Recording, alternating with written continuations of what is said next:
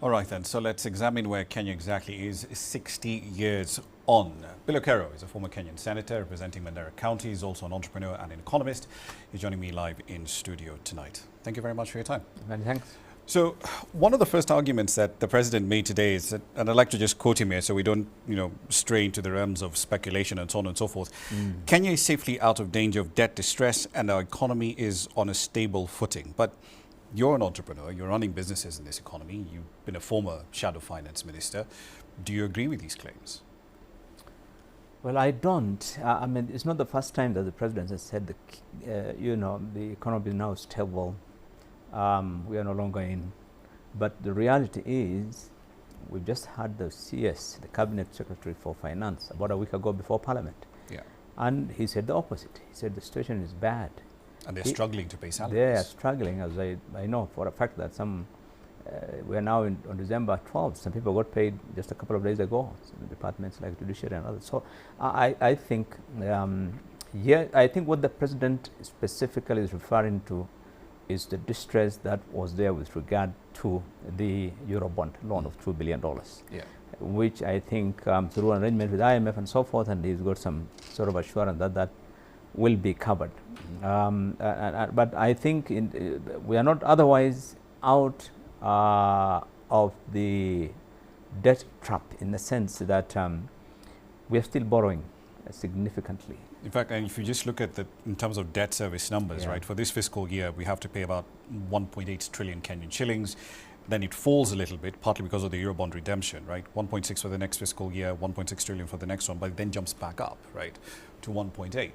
And the thing that strikes me here is, at a time when we've lost 70,000 jobs in the private sector in the year to November, we have this hollowing out of the effective revenue base. The tax base is being decimated.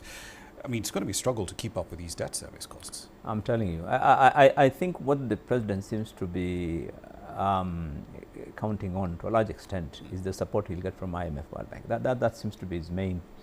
But in terms of whether the revenue will catch up with expenditure, whether the revenue will be able to service increasing because they're taking loans, even for IMF is more loans. And very expensive loans, even in the domestic market. Very expensive. We're now at 17, almost 6, it was 16. Now with the MPC, with the CBR review again, it might be, it might go up. So I think it's too early to celebrate for the president to say the economy is now stable. I think that would be really a bit too early to celebrate. I think things are still tough, and the president needs to give the picture really to Kenyans that, look, the situation is bad, and let's tighten our belts. Let us all go together as Kenyans and try and see how we can redeem our country. I think that's the message he needs to send. What about healthcare? Because he also spent a fair bit of time touting his reforms, right? Dissolution of the National Health Insurance Fund, replacing it with SHIF and a few other entities as well.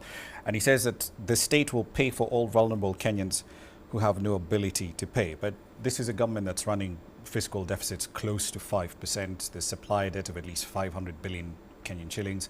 Earlier in the year, in fact, hospitals said, look, this state-run insurance fund was at 20 billion. So how is he going to pay for all of this? No, many of the policy changes that we have seen this administration come up with, including the NHIF one, I think they're all work in progress. As the English would say, the proof of the pudding is in the. Let's see how it works out. But it's too early for the president to really say that we are there on a plan. Whether or not that will succeed, whether they'll get the finance to run it, health is very expensive. And given the economy, the difficulties in raising even revenue, I think it's going to be a challenge. And one of the challenges we have had, by the way, in the NHIF is not because there were no contributions or they were not getting money. It's the mismanagement. 90 billion shillings a year. That was a significant amount of money. It's the mismanagement. Everyone in the medical insurance, that's an area that really needs a bit of reform, because in terms of the way hospitals charge, almost double what they would charge you if you went with your own money. And so I think there's a bit of hope in that reform that he's trying to do, but I think many of the people in the sector are not that optimistic. They think the changes have been run very rapidly. There hasn't been enough consultations, and whether or not these things will take off the way the president wants in the amended in the new law.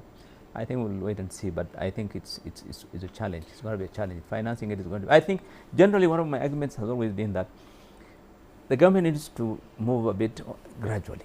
I mean, to try and bring in so many changes in your first year, you know, and you can't afford it. In a time when you're in crisis already, you want to change, you know, education is under change, health, you want new policies, hustler fund, this program, after that program, so many things to be done. So all of them have a cost, housing fund. Yeah. So I think there is need, you know, health. You're introducing so many changes to the existing policies, and they're going to cost. One, the cost of living is going to be a burden, yeah. And two, even implementation of that, really in terms and even of for employers, they're going to. It forces you to rethink whether or not you actually need to have all the people you have on payroll. Correct. The unpredictability, you know, not just on taxes, but even on some of these policies, they all cost money. Right. Even to the employers and even to the Kenyans who have to pay out of their pocket for all these things. I want to speak about another change that he announced. I mean, he's telegraphed this several times in other speeches elsewhere. And he didn't really go into much detail about it, but he said, you know, Kenya is going to be a visa-free country. Wow. in 3 weeks. And what we later learned was, yes, you're not going to need a visa to come in, but you will have to fill in a travel validation form of some sort online, have to pay for that in order to get into the country. But from where you stand, is that a net positive or net negative?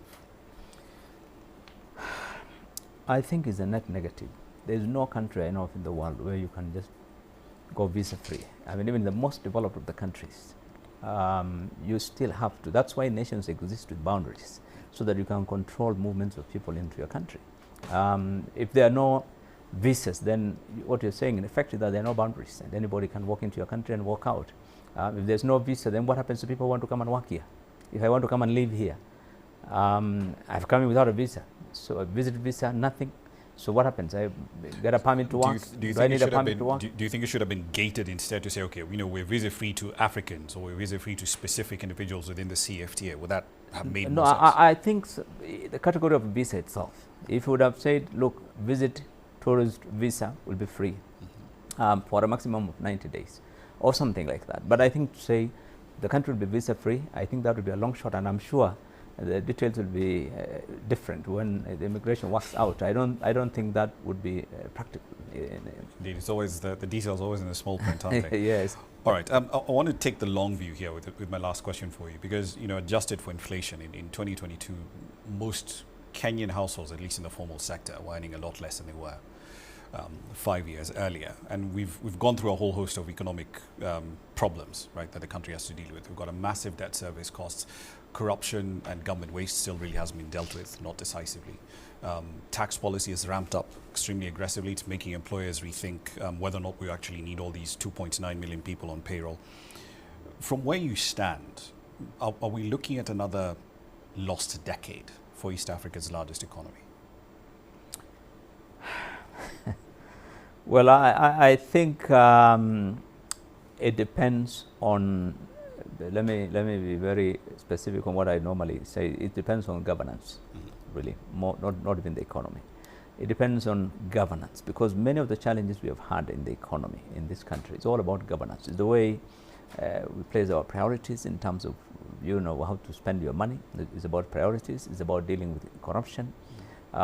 It's about, that's why we are having this huge pending bills across the country that is incapacitating businesses and really making things difficult. So I think a lot depends not just on the economic policies that they have come up with and whether we will succeed, even with the help of IMF and all this, but I think it's about the governance, whether the president, for example, will be in a position to change things, the way things are done, because the way we do business. Because he can't keep saying, you know, we've made sacrifices, and yet you see the executive is just splurging money left and right. No, there is absolutely no change in terms of the way the government does its business. So it's living large.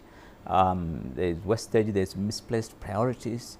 You can get away with murder. I mean, look, what happened to the power a couple of days ago is the third time in 3 months. Third national no action. I would have thought by the day before even there's some action would be taken on some of the people responsible. I mean, you must be able to give them indication that, look, things will not be the same. You must be able to do your work, or you don't. Then you know.